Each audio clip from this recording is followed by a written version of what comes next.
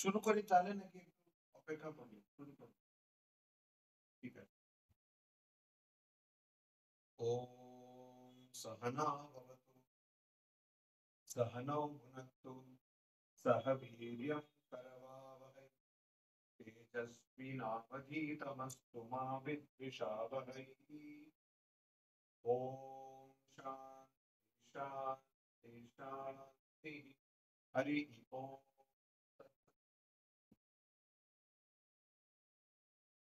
নমস্কার। আমরা দেখছিলাম ভগবত গীতা, শ্রীমদ ভগবত গীতার অষ্টম অধ্যায়, আর শেষ দেখেছিলাম 7 নম্বর শ্লোক, যেখানে ভগবান শ্রীকৃষ্ণ বলছেন যে 6 নম্বর শ্লোকে বলছেন যে তুমি যা ভেবে, 5 নম্বর শ্লোক আর 6 নম্বর শ্লোকে বলছেন যে যা ভেবে শরীর ছাড়বে সেটাই তুমি পাবে। আর তারপরে 7 নম্বর শ্লোকে বলছেন তসমাৎ সর্বেষু কালেষু মাম অনুস্মর যুধ্যেচ, তোমার যা স্বধর্ম সেটা করবে, তারই সঙ্গে আমার চিন্তা করবে সব সময়, আর আমাকে অর্পিত করে, আমার শরণাপন্ন হয়ে মন আর বুদ্ধি আমাকে সমর্পণ করে তুমি থাকবে সবসময়, তখন তুমি এখানেই আসবে, এটাতে কোনো সংশয় নেই। এই কথাটা বলছে। তো এবারে আমাদের মনের মধ্যে একটা প্রশ্ন ওঠে যে সব সময় আমি একটা জিনিসের চিন্তা কি করে করতে পারবো? তো এই প্রশ্নটা ধ্যান যোগেও অর্জুনের মনে এসেছিল। অর্জুন প্রশ্ন করেছিলেন, তখন ওখানে শ্রীকৃষ্ণ উত্তর দিয়েছেন অভ্যাসেন তু কৌন্তেয় বৈরাগ্যেন চ গৃহ্যতে অসংশয়ম মহাবাহো মনো দুর্নিগ্রহম চলম অভ্যাসেন তু কৌন্তেয় বৈরাগ্যেন চ গৃহ্যতে। অর্থাৎ এতে কোনো সংশয় নেই অর্জুন, যে মন খুবই চঞ্চল, আর একে নিয়ন্ত্রিত করা, যেটা শ্রীকৃষ্ণকে অর্জুন বলেছিলেন বায়োরিব সুদুষ্কর, মানে এটাকে নিয়ন্ত্রিত করা, অর্জুন বলেছিলেন যে এটা যেন বাতাসকে নিয়ন্ত্রিত করার মতন খুবই কঠিন, অসম্ভব বলতে গেলে। তো ওর উত্তরে বলছেন যে হ্যাঁ, নিশ্চয়ই এটা দুষ্কর, অর্থাৎ কঠিন, কিন্তু অভ্যাসেন তু কৌন্তেয়, নিয়মিত অভ্যাস দ্বারা, আর বৈরাগ্যেন চ গৃহ্যতে, অন্য কাজ থেকে নিজেকে সরিয়ে রাখা, অন্য জিনিস থেকে নিজেকে সরিয়ে রাখলে এটা হয়।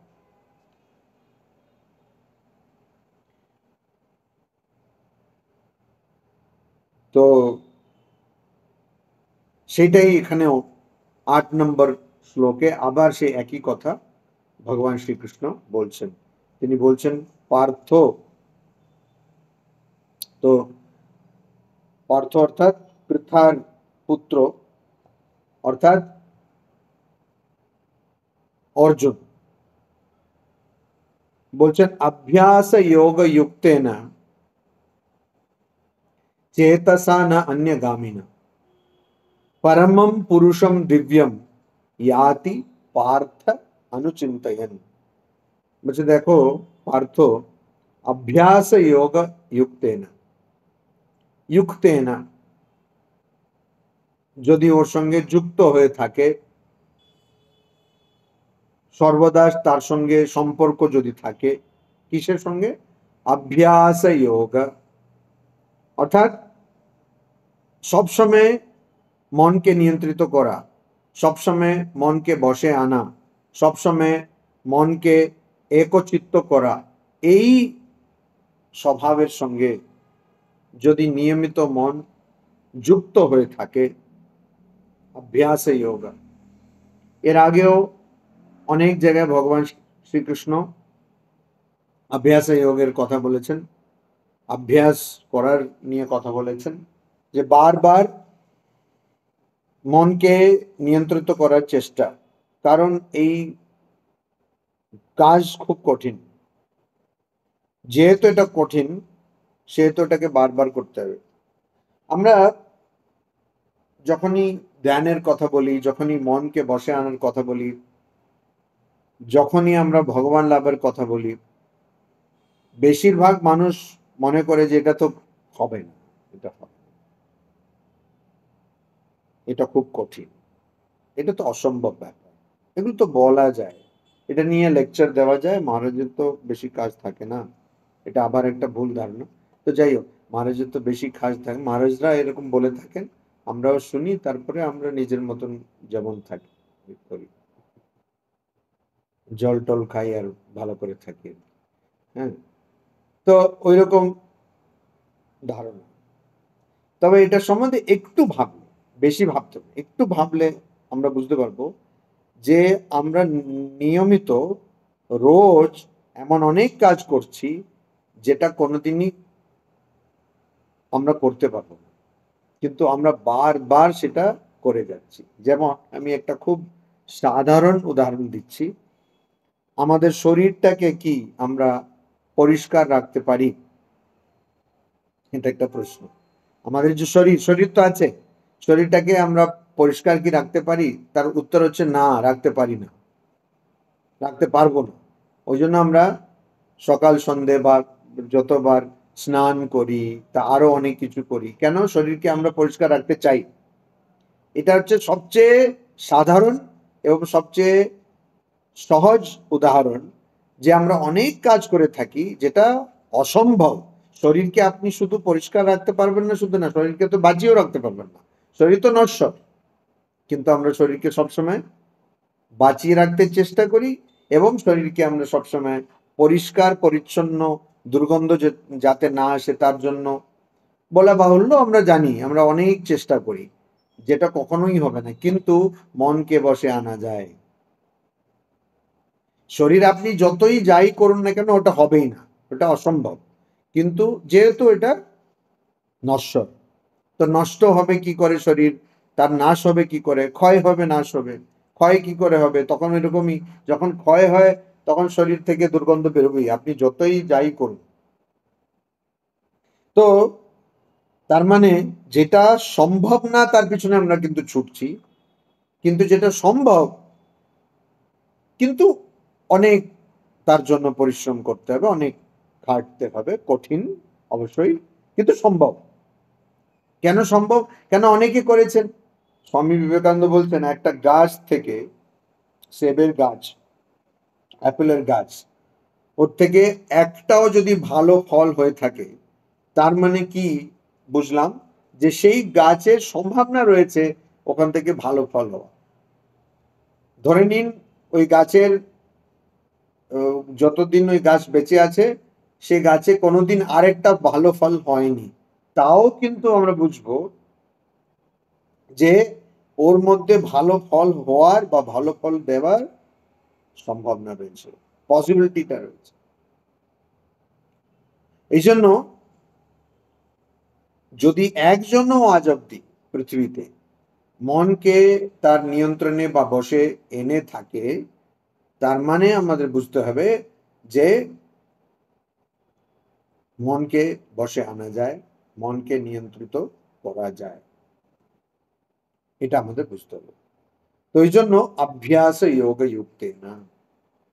আর ওখানে যেমন অভ্যাস আর বৈরাগ্যের কথা বললেন ষষ্ঠ অধ্যায়ে, এখানেও একই কথা বলছেন, অন্য ভাষায় বলছেন, অন্য ভাবে বলছেন। ওখানে বলেন অভ্যাসেন চ কৌন্তেয় বৈরাগ্যেন চ গৃহ্যতে, মানে অভ্যাসেন বৈরাগ্যেন চ গৃহ্যতে। তো অভ্যাস আর বৈরাগ্য দিয়ে, বৈরাগ্য মানেটা কি? যেইটা আমার এর সাহায্য করবে না, আমার মনকে বশে আনার জন্য যেটা সাহায্য করবে না, তার থেকে দূরে থাকা। সেই কথাটা এখানে অন্যভাবে বলছেন, চেতসা না অন্যগামী না। অর্থাৎ চেতসা, মন দিয়ে, না অন্যগামী না, আর কোথাও যেন না যায়।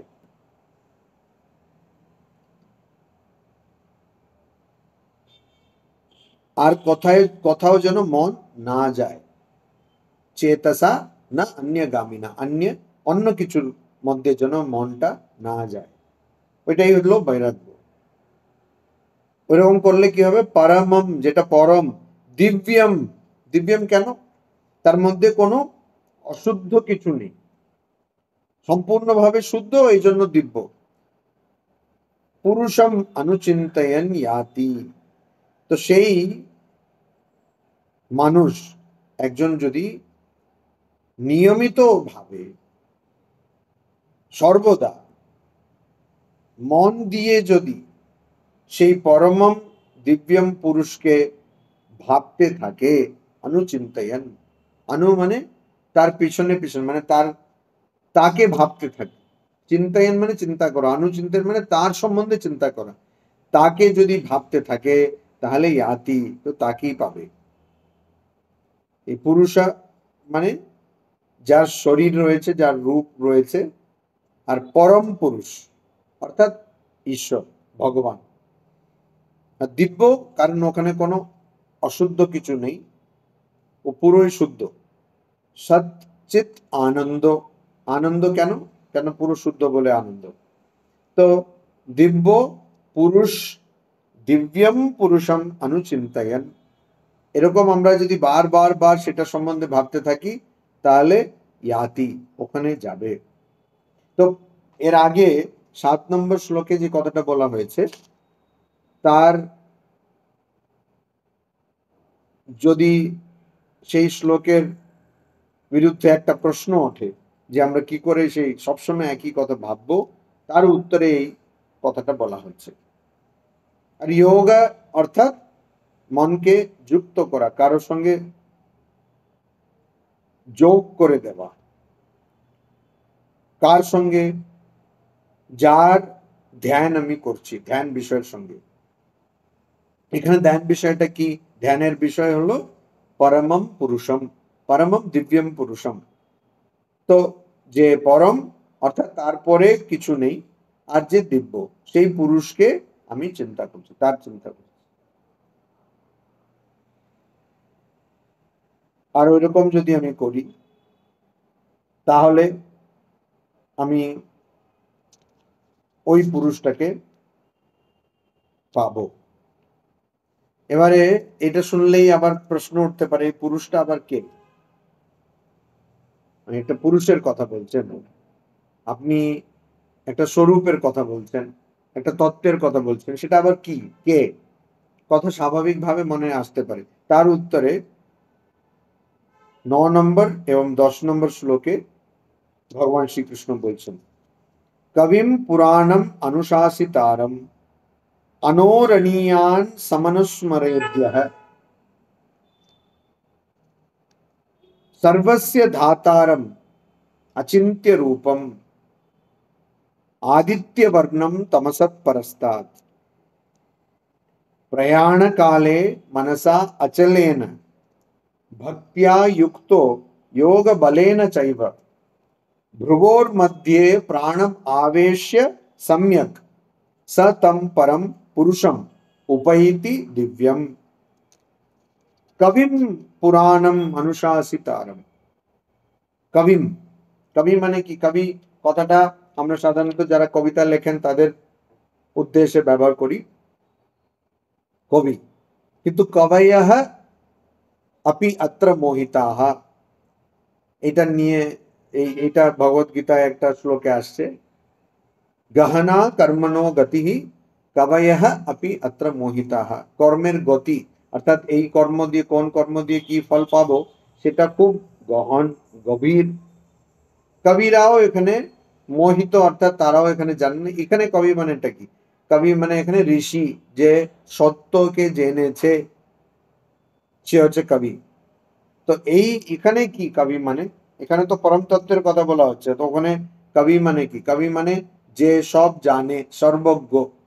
কবিম পুরাণম, কবি যে সবকিছু জানে তার উদ্দেশ্যে, মানে ওখানে 8 নম্বর শ্লোকে বলা হলো পুরুষম দিব্যম পরমম পুরুষম দিব্যম অনুচিন্তয়ন, তুমি চিন্তা করবে, ধ্যান করবে, কার চিন্তা করবে? পরম পুরুষের চিন্তা করবে। এবারে পরম পুরুষটাকে তো ওই কবিম মানে কবির উদ্দেশ্যে, পুরাণম সে পুরাণ যে তার উদ্দেশ্যে, পুরাণ মানে যে পুরানো অর্থাৎ যার কোনো শুরু নেই, এটা হচ্ছে পুরাণ, যার কোনো শুরু নেই, পুরাণম, কিন্তু তার এখনো শেষ হয়নি।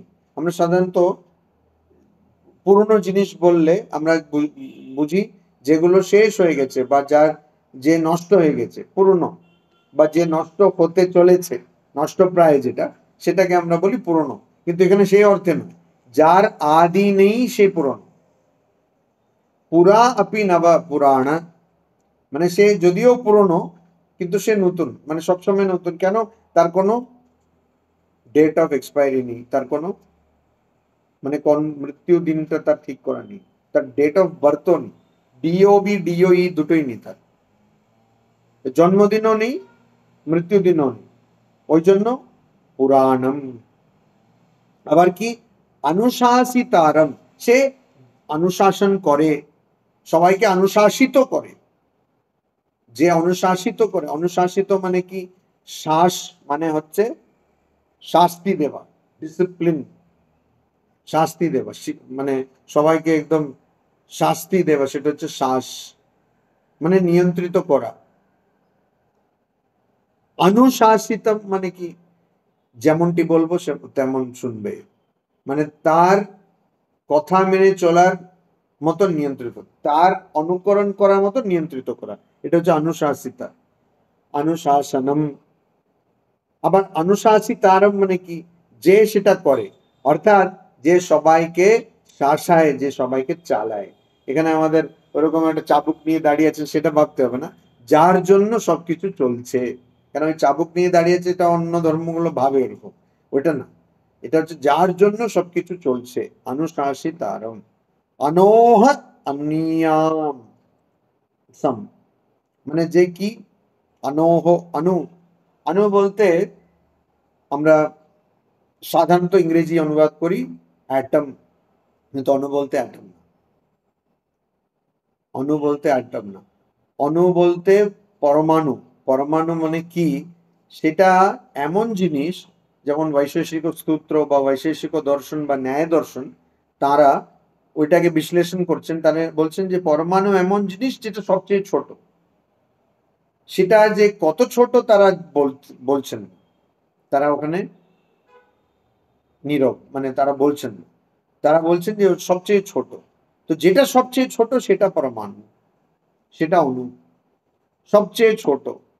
তো আমরা তো এখন হিগস বোসন পর্যন্ত গেছি, ওইটা ছোট, তারও আরো অনেক ছোট।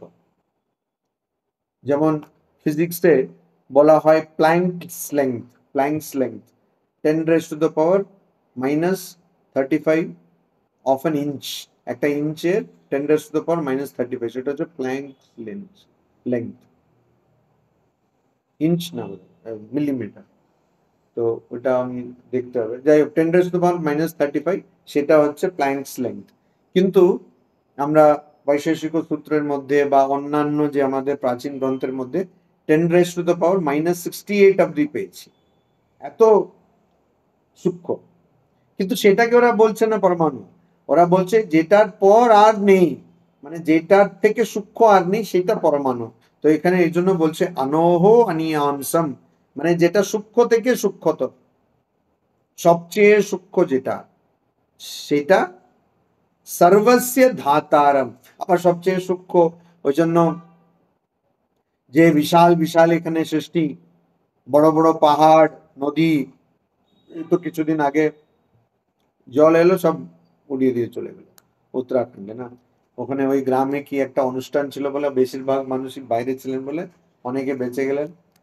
তো কিন্তু কিছু শ্রমিকগুলো মারা গেলেন, এখনো ওদের হদিশ পাওয়া যাচ্ছে না।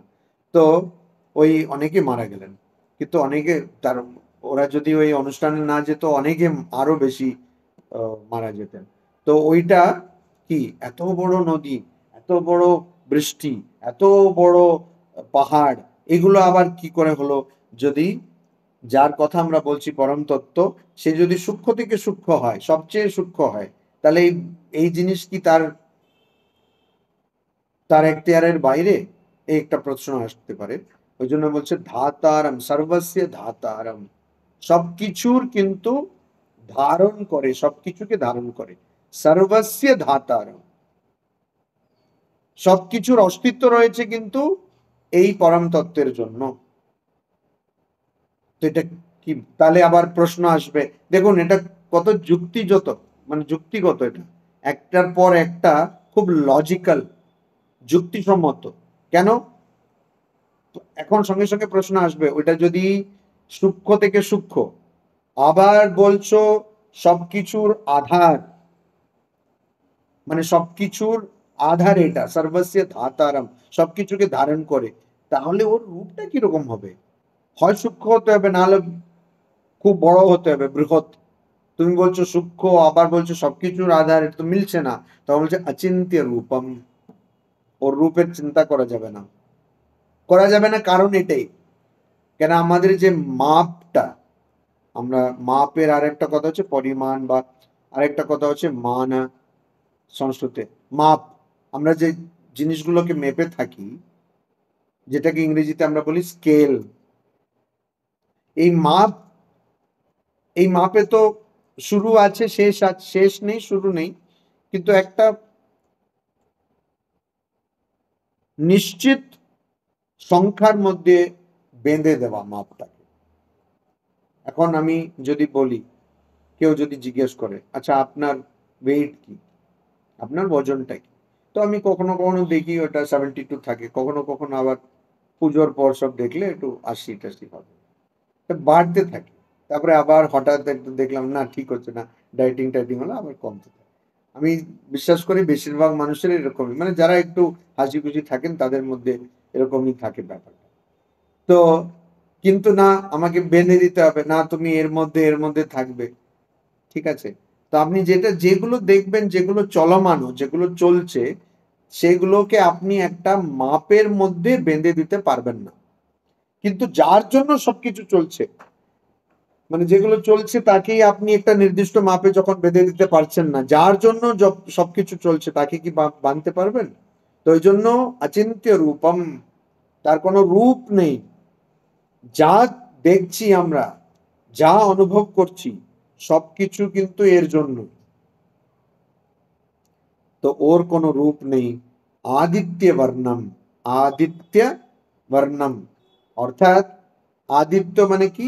সূর্য, সূর্যের মতন, সূর্যের মতন। বর্ণ বলতে এখানে শুধু রং না, সূর্যের মতন দেখতে। কিরকম? সূর্যকে দেখতে কি আলো লাগবে? সূর্যকে দেখতে হলে কি আলো লাগবে? কোন টর্চ ব্যবহার করলে সূর্যকে দেখা যাবে? এই প্রশ্নটা করলে সঙ্গে সঙ্গে লোকেরা যাবে আর গুগলে সার্চ করবে টর্চ উইচ ক্যান সি সান। এখন তাই করে সবাই, সঙ্গে সঙ্গে গুগলে গিয়ে সার্চ করবে, নাহলে অ্যামাজনে বলবে আচ্ছা আমাকে দাও তো এমন টর্চ উইচ ক্যান সি সান। আর হতে পারে ওখানে ওরকম কিছু একটা বিক্রিও করছে, বলা যাবে না। তো সূর্যকে দেখতে গেলে কি আলো লাগবে? সূর্যের আলো লাগবে। সূর্যকে দেখতে গেলে আর কিছু লাগবে না। ওই রকম পরম তত্ত্বকে দেখতে গেলে, পরম তত্ত্বকে অনুভব করতে গেলে, বা পরম তত্ত্বের অনুভূতি পেতে গেলে আর কিছু লাগবে না। আদিত্য বর্ণম, তো সে স্বতঃ সিদ্ধ, সে নিজেকেই নিজেই জানিয়ে দেয়। স্বতঃ সিদ্ধ মানে নিজেই নিজেকে জানিয়ে দেবে, তো ওর জন্য আলাদা কিছু আলো লাগবে না। তামসঃ পরস্তাৎ, আবার সে তামসা থেকে, তম তম থেকে, তম মানে কি? অন্ধকার, আবার অজ্ঞান বটে। তো অন্ধকার থেকে, অজ্ঞান থেকে, পরস্তাৎ ঊর্ধ্বে, মানে ওখানে অজ্ঞান নেই, অন্ধকার নেই। তো এই রকম যে পুরুষ, তার কথা বলা হচ্ছে। তো কবিম পুরাণম অনুশাসিতারম अनोरणीयां समनुस्मरेद्यः सर्वस्य धातारम अचिन्त्य रूपम आदित्य वर्णम तमसः परस्तात्। এর কথা প্রয়াণ কালে মনসা অচলেন। তো এর কথা কি ভাবতে হবে? প্রয়াণ কালে, মৃত্যুর সময়, ভক্তিয়া যুক্ত অচলেন মনসা, এমন এক মন দিয়ে ভাবতে হবে যেটার মধ্যে ভক্তি আছে। ধরুন কেউ পড়লো, হ্যাঁ ভগবত গীতাতে বলা আছে এরকম ভাবলে তো আমি মোক্ষ পাবো, সেরকম করে, কিন্তু বিশ্বাস টিশ্বাস নেই। আর বলা আছে মোক্ষ টোক্ষ, ঠিক আছে, একটু এসব মহারাজরা বলছেন এসব, আবার ক্লাস টাস হচ্ছে, ভগবত গীতাতেও ওই ভগবান শ্রীকৃষ্ণ বলেছেন, অনেকে তো বলছে ঠিক আছে মৃত্যুকাল ভাববো ভাববো বলে সবসময় ভাবছে, তাহলে কিন্তু হবে না। ওই ভক্তি মানে সমর্পিত, শরণাগত হতে হবে। ভক্তিয়া যুক্ত হ্যাঁ, সে ভক্তির সঙ্গে সে যদি অচলেন মনসা, সে যদি ভাবে একদম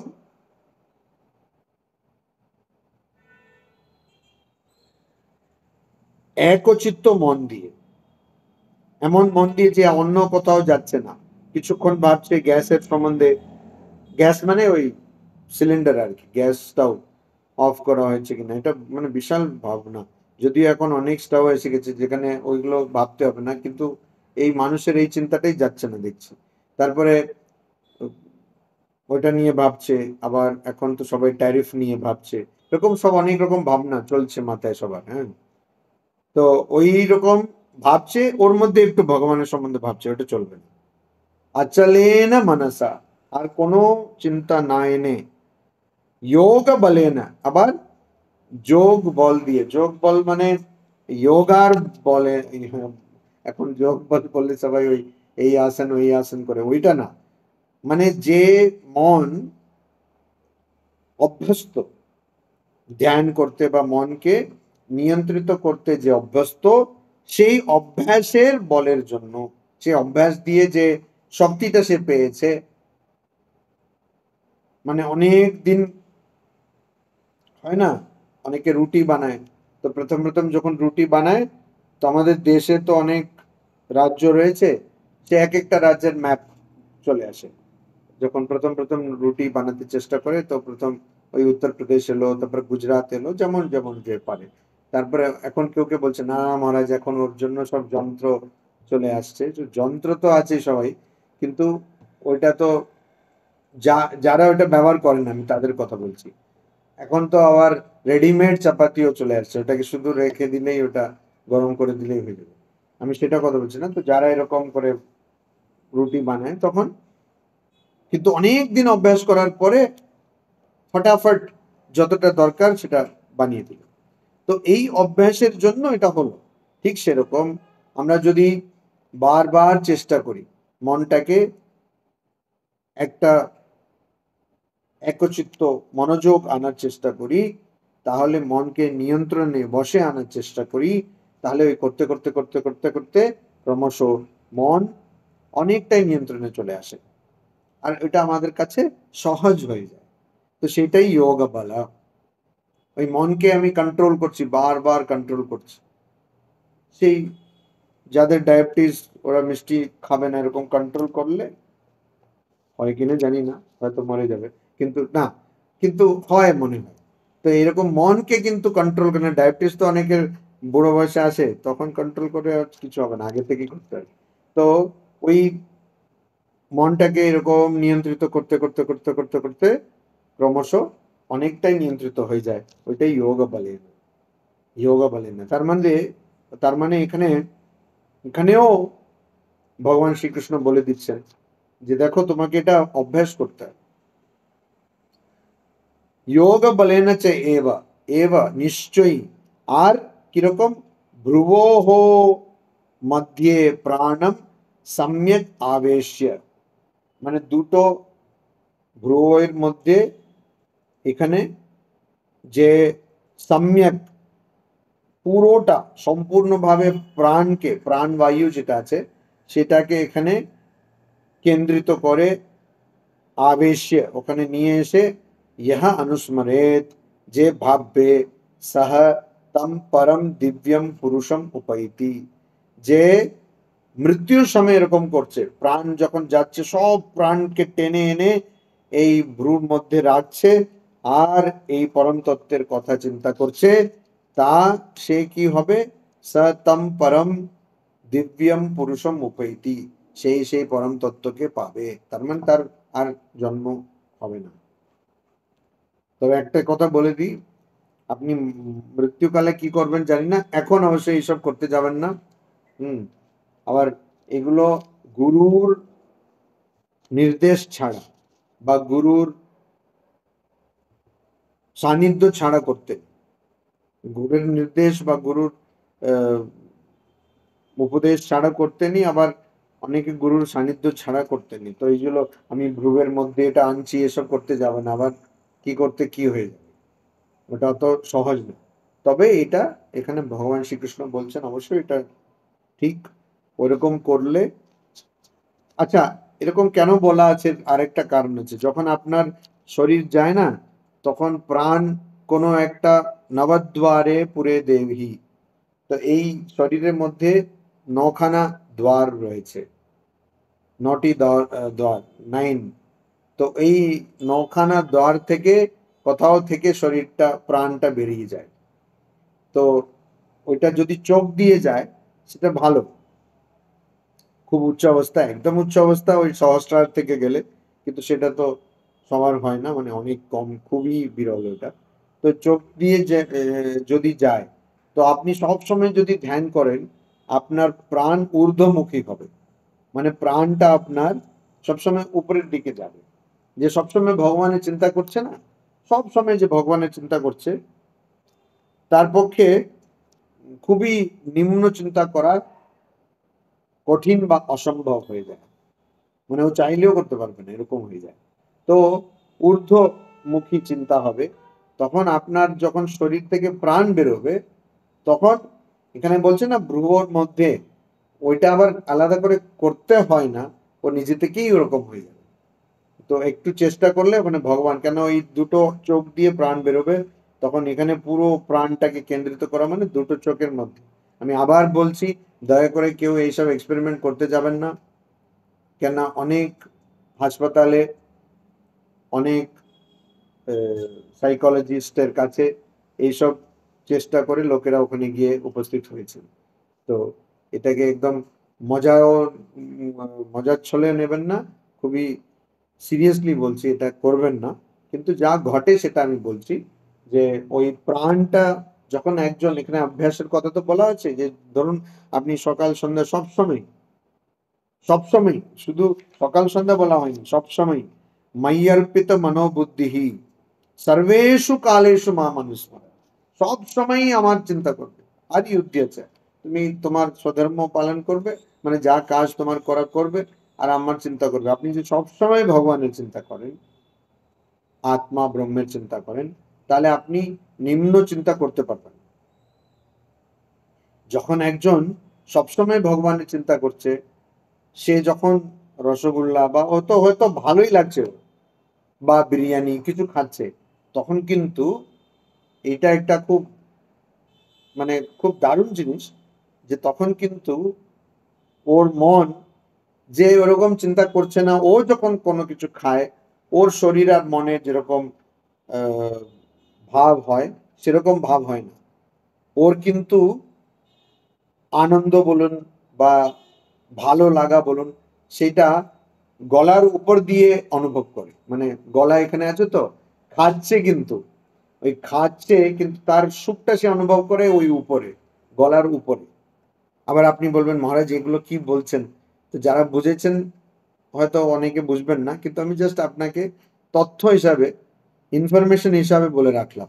তো ওইটা অনুভব করে গলার উপরে, মানে সাধারণত আমরা খেলে তো আমরা জিভে অনুভব করি, ওটাও গলার উপরেই আছে, কিন্তু ও অনুভব করে, মানে তার মাথাতে তার আনন্দ পায়, মানে মাথা বলতে এই মাথা, এখানে আনন্দ পায়। এবার আপনি বলেন এসব কি আজগুবি কথা, হঠাৎ মহারাজ তো এরকম কথা বলেন না, এটা কি বলছেন, শুনে রাখুন, হয়তো কখনো কোথাও তারপরে মিলে যাবে।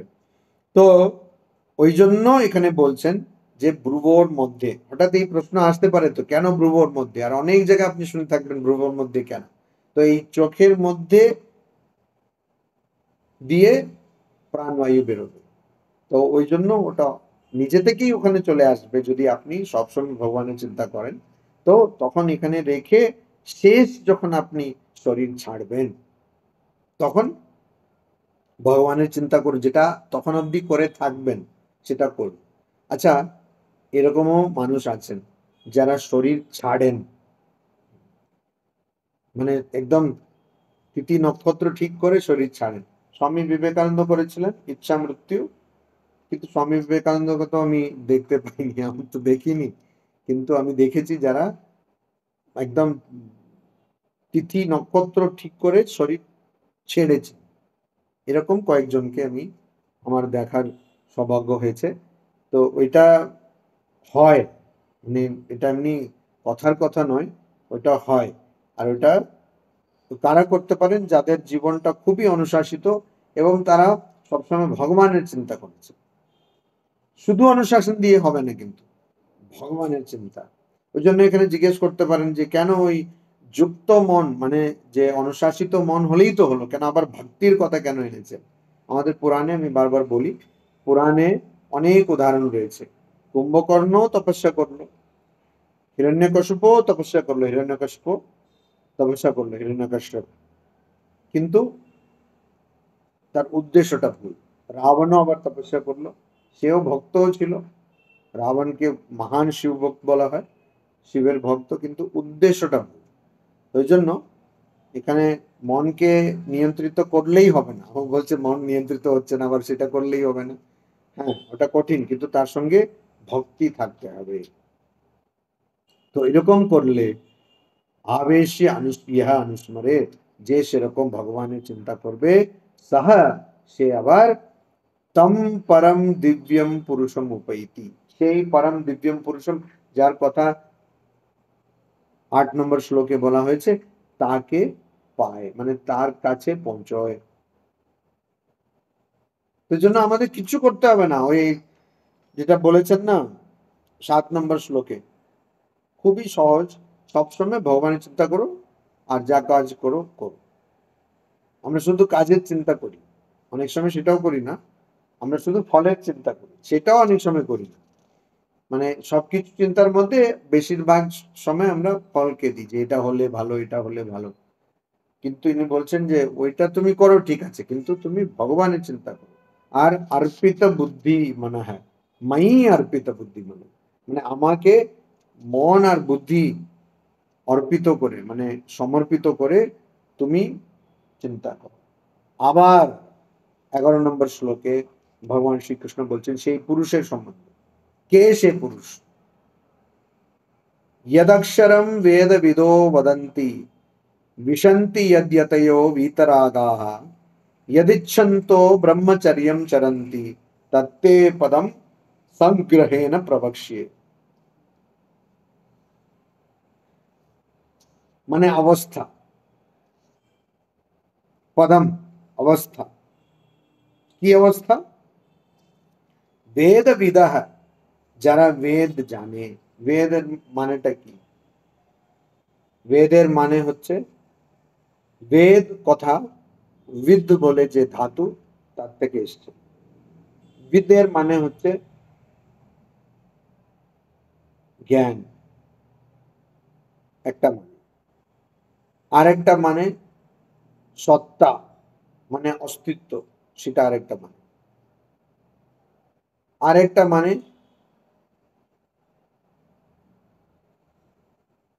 জ্ঞান হলো, অস্তিত্ব হলো। আরেকটা মানে হচ্ছে উপলব্ধি, উপলব্ধি, সেটা একটা মানে। তো এরকম বিদের মানে আছে অনেক রকম। আমরা এখানে আত্মবিদ্যার কথা বলছি, ব্রহ্মবিদ্যার কথা বলছি, অর্থাৎ ব্রহ্মের আত্মার কথা বলছি, স্বরূপের কথা বলছি, নিজের স্বরূপে।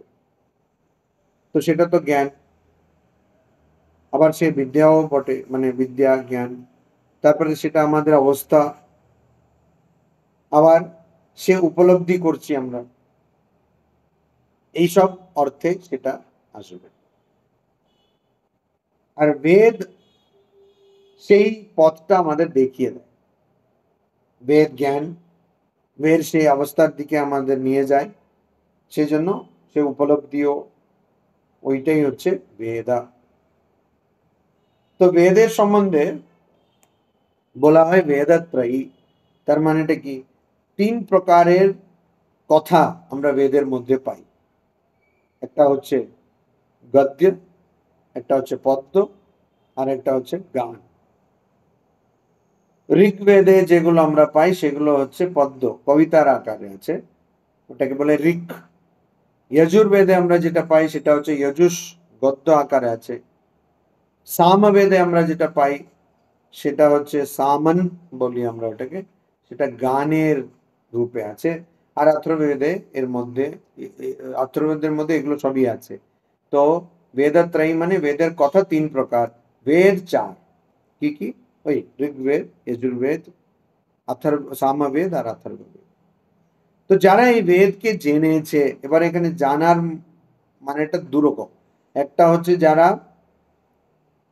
বেদকে জেনেছেন, বেদের যে উদ্দেশ্য, বেদের যে সার, সেটাকে যারা জেনেছেন, অর্থাৎ ব্রহ্ম ভগবানকে যারা জেনেছেন। আর একটা হচ্ছে বেদের মধ্যে যে কথা হচ্ছে সেটাকে যারা জেনেছেন। তো এখানে আমাদের ধরতে হবে বেদের কথাকে যারা জেনেছেন, কারণ ইয়দ অক্ষরম বদন্তি। আবার এখানে দুটো অর্থই ধরতে হবে, যারা বেদের কথা জেনেছেন এবং বেদের যে সার অর্থাৎ ভগবানের উপলব্ধিও যারা করেছেন। তো ভগবত গীতাতে একটা কথা আসে, জ্ঞান বিজ্ঞান, জ্ঞান আর বিজ্ঞান। জ্ঞান হচ্ছে জ্ঞান আর বিজ্ঞান হচ্ছে অনুভূতি, ওই জ্ঞানের অনুভূতি। তো বেদ বিদাহ মানে যাদের ওই বেদের জ্ঞানও আছে আবার তার অনুভূতিও আছে, মানে ঋষিরা। ইয়ৎ অক্ষরম বদন্তি, ইয়ৎ যেটা, অক্ষরম সনাতন, শাশ্বত, যার কোনো নাশ নেই, তার সম্বন্ধে বদন্তি বলেন। অর্থাৎ যারা বেদের জ্ঞানকে উপলব্ধি করেছেন, তারা যে সনাতন তত্ত্বের সম্বন্ধে বলেন, বীতরাগাহা, রাগ মানে আসক্তি, রাগ মানে বাংলা রাগ নয়, সংস্কৃত রাগ মানে আসক্তি। বীতরাগাহা, যারা আসক্তি থেকে মুক্ত, তার মানে অনাসক্ত। यतयः, यतयः মানে যারা মনকে, নিজেকে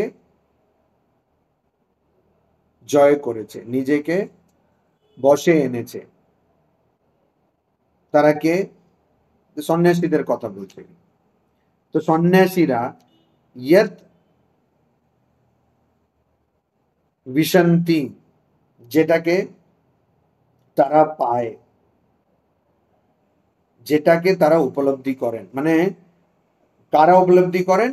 প্রথমে যারা বেদের জ্ঞান উপলব্ধি করেছেন তারা যেটা সম্বন্ধে বলেন, যেটা সনাতন, সে তত্ত্ব সম্বন্ধে বলেন। দ্বিতীয়ত যারা অনাসক্ত আর সবসময় তাদের মনকে তারা জয় করেছেন, সেই রকম যারা সন্ন্যাসী, তারা যেটাকে লাভ করেন বা যেটাকে পেয়ে থাকেন। ইয়ৎ ইচ্ছন্তঃ ব্রহ্মচর্যম চরন্তি, আর যারা ওইরকম সন্ন্যাসী হন, তারা প্রথমে, বা যারা ওইরকম হতে চান, তারা যেই অবস্থাটাকে পাওয়ার জন্য, যে অবস্থা পাওয়ার ইচ্ছায় তারা ব্রহ্মচর্যম চরন্তি, ব্রহ্মচর্য ব্রত যারা নেয়। আবার ব্রহ্মচর্য ব্রত মানে কি? ব্রহ্মচর্য ব্রত মানে অনেকে ওটাকে খুব ছোট করে দেয়, যে ব্রহ্মচর্য ব্রত মানে শুধু তার কোনো কামের কোনো ও, দিকে, মানে শরীরের ইয়ে কামের দিকে তার কোনো মন থাকবে না, শুধু এটা বেশিরভাগ মানুষ ব্রহ্মচর্য বলতে বোঝে। আসলে ওটা নয়। ব্রহ্মচর্য মানে হচ্ছে যে ব্রহ্ম লাভ করার জন্য বা আত্মজ্ঞান লাভ করার জন্য যে চর্যা বা যে পথ তাদের অবলম্বন করতে হবে, সেটা যারা করে, তো সেটা খুবই কঠিন। তার মধ্যে একটা হচ্ছে এই কামকে ত্যাগ করা, শরীরের যে কামটা সেটাকে ত্যাগ করা, সেটা একটা। তাছাড়াও অনেক কিছু আছে। তো সেই যে কঠিন জীবন যারা যাপন করেন, যে অবস্থা পাওয়ার জন্য এই ব্রহ্মচারীরা এটা যাপন করেন এইরকম জীবন, সেই তৎ পদম তে সংগ্রহেণ প্রবক্ষ্যে। তে তোমাকে, তৎ সেই, পদম সেই অবস্থা, সংগ্রহেণ সংক্ষেপে, প্রবক্ষ্যে আমি বলবো। তো এখানে বলছেন যে দেখো, বেদকে যারা উপলব্ধি করেছেন তারা যেটা সম্বন্ধে বলেন, যে অবস্থার সম্বন্ধে বলেন, যেটা সনাতন অবস্থা, এবং যারা সন্ন্যাসী, যারা পুরো অনাসক্ত হয়েছেন, মনকে সম্পূর্ণভাবে জয় করেছেন, এরকম সন্ন্যাসী, তারা যে অবস্থা লাভ করেন এবং যে অবস্থা লাভ করার ইচ্ছায় ব্রহ্মচর্য পালন করেন অনেকে, তো সেই অবস্থার সম্বন্ধে আমি তোমাকে সংক্ষেপে বলবো। আমি তোমাকে সংক্ষেপে বলবো। তো কি সংক্ষেপে বলছেন সেটা এখন আমরা এই পরের বারে আমরা দেখবো, কেন ওটা আবার শুরু করলে অনেক কিছু আছে। তো ওটা আমরা পরের বারে দেখবো। ওম শান্তি শান্তি শান্তি। हरि ओम तत्सत्। श्री राम कृष्णार्पणमस्तु।